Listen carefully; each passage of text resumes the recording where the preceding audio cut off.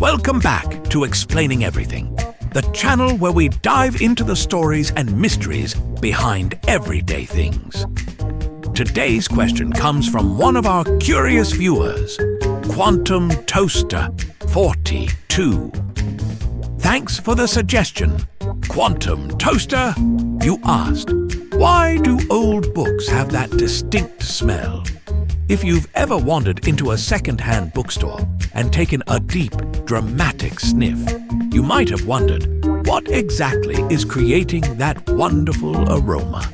Is it just aging paper, or is some ancient wizardry at play?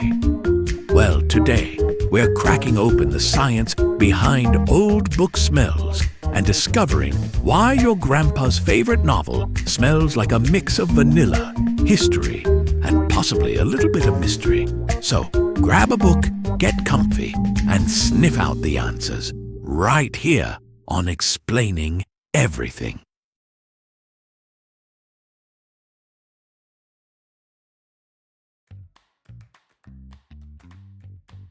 Okay, let's get nerdy for a second. The smell of old books comes from something called volatile organic compounds, or VOCs. That sounds like something out of a sci-fi movie, but trust me, it's very real. Over time, the chemicals in paper, ink, and glue break down and release different scents. Kind of like how your leftovers evolve in the fridge if you forget them long enough. But instead of turning into a biological hazard, books just smell incredible. And here's where it gets even cooler. Different books have different scents depending on their age and the materials used to make them. Older books, especially those from the 19th and early 20th centuries, tend to have a vanilla-like aroma because lignin, a component of paper, breaks down into vanillin, the same compound that gives vanilla beans their scent. Meanwhile, newer books might smell more like fresh ink or the adhesives used in modern binding. So, whether it's the sweet, musty scent of an antique novel or the crisp, sharp smell of a brand new bestseller, every book carries its own unique olfactory story.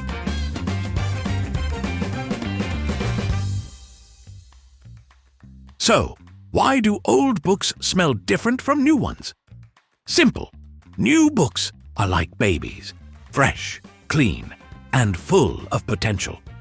Old books, they've lived, they've seen things, they've been through years of page-turning, note scribbling, and possibly surviving a coffee spill or two. Let's break it down. Lignin, the secret ingredient. Ever heard of lignin? No? Well, let's pretend you have. Lignin is found in paper, and as it ages, it breaks down and releases a chemical called vanillin. Sound familiar? Yep, vanillin is what gives vanilla its lovely aroma. That's right. Old books smell like a cozy, vanilla-scented dream.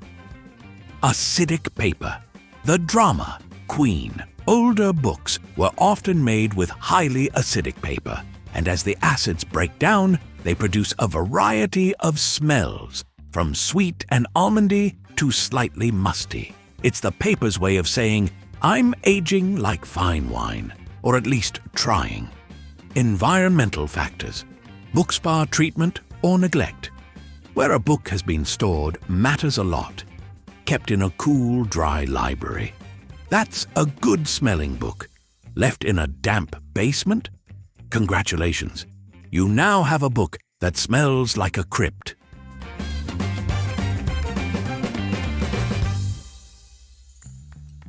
Triggers nostalgia in many people.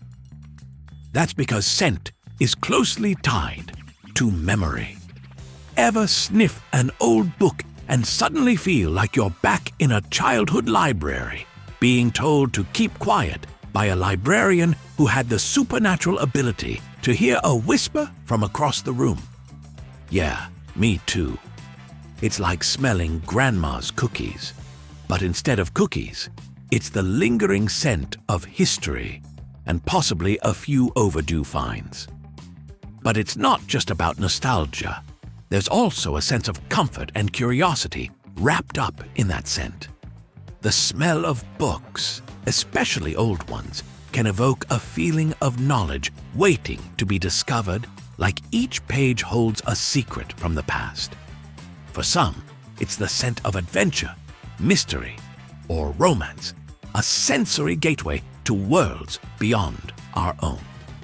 That's why bookstores and libraries have such an irresistible charm.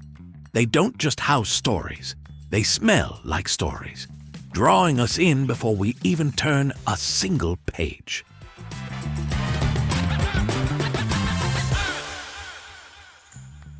Of course, there are some alternative theories about why old books smell so unique. Here are some of my personal favorites. Librarians' secret perfume. Maybe librarians spritz books with a special fragrance when no one's looking. It's like a secret society, but instead of controlling the world, they just make sure your books smell nice. Ghost residue. Maybe it's the lingering essence of all the people who have read the book before you. Spooky? Yes. Cool? Also yes. Ancient paper alchemy. What if the book's scent is a time-traveling portal, and every sniff gets you closer to unlocking literary secrets of the past? Or maybe I've just read too many fantasy novels.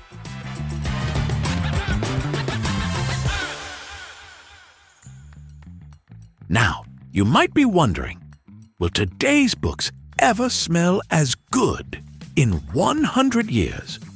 Well, that's a complicated question. Thanks to advancements in paper production, modern books contain fewer of the chemicals that give old books their signature aroma. So future generations might never get to experience the old book smell the way we do. Tragic, right? However, book lovers are a resourceful bunch, and if there's one thing we know how to do, it's preserve our beloved pages. So who knows? Maybe someone will invent an old book-scented candle just to keep the nostalgia alive.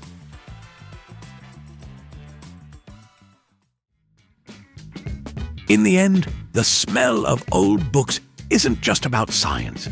It's about emotion, history, and the magic of storytelling. It's a reminder that books aren't just objects. They're time capsules, carrying whispers from the past to the readers of today. So next time you're in a library or a secondhand bookstore, take a moment, pick up an old book, give it a gentle sniff, but like discreetly so people don't think you're weird, and appreciate the fact that you're holding a tiny piece of history in your hands. And if anyone asks why you're sniffing books, just tell them you're conducting important scientific research. If you like this video, hit that like button and subscribe. Also, if you have suggestions for our next video, feel free to share them in the comments below. We'll be sure to give you an acknowledgement for your contribution. Thank you for tuning in, and join us next time here in the channel that answers all the why, what, who, where, and how questions you've always wondered about, here on Explaining Everything.